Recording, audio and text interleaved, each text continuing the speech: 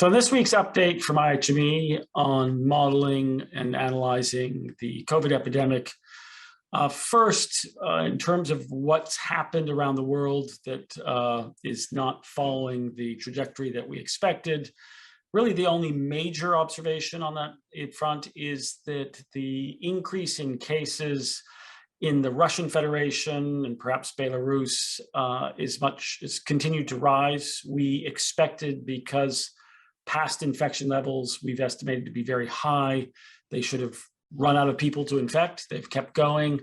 And so we expect that peak should come soon. But of course, the fact that it's kept going may imply that levels of past infection have not been as high as we previously expected. Second observation is that, in fact, the Omicron wave is going down faster in some regions than we expected, or somewhat faster. The Caribbean stands out. Actually, South America in general stands out as declining faster than perhaps we expected. And then there are a handful of anomalies that we are observing around countries where, after a decline, cases have gone back up. Finland is included in that. Sardinia would be in that group. Manitoba province in Canada. And in each of these, we're not sure what the explanation is. It could be a local phenomenon around increased transmission or spatial spread. In the case of Finland, it may be the same thing that happened in Denmark, the spread of the BA2 variant. But certainly, these are not happening in a large number of locations and seem to be specific to those particular places. Our global numbers do look different because of China, where we expected that by now the Omicron epidemic would have taken hold more broadly in the community, and we would be seeing widespread transmission. And the public health authorities in China, through vigorous lockdown, have been able to stop transmission in Beijing.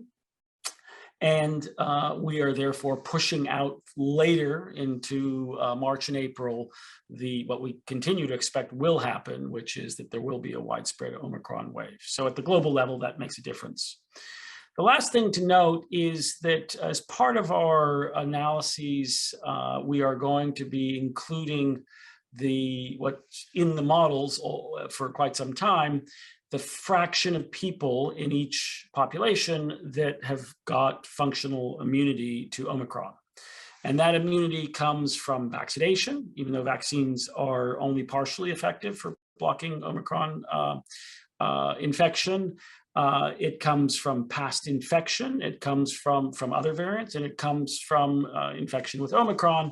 And in each case, we compute that functional immunity taking into account the pattern of waning for vaccination and for natural infection, and the cross-variant immunity, or the breakthrough that Omicron has against prior variant infection. When you put all that together in a place, for example, like the United States, we see about 3/4 of the population currently are immune to Omicron. And we expect that number will continue to grow as we go through the sort of tail end of the Omicron wave in the United States. Does that mean that because so many people are immune to Omicron that we will see no further transmission or waves of COVID in the future? The answer is no, because we will have, if no new variant emerges, we would expect Omicron to return next winter. There'll be more waning of immunity, more people will have gone back to being susceptible, and we'd be back into winter intensified transmission. Of course, we do think new variants will emerge, and so further increases or outbreaks are likely as new variants emerge that have immune escape and can infect people that are currently immune to Omicron. We don't expect those new variants, however, to have the same consequence that, for example, the Delta variant had last year, because global levels of immunity are going to be much higher. And there's the advent of access, we hope, that will eventually be global, to antivirals, which will substantially reduce the infection fatality rate. So those are the main insights from this week's analysis.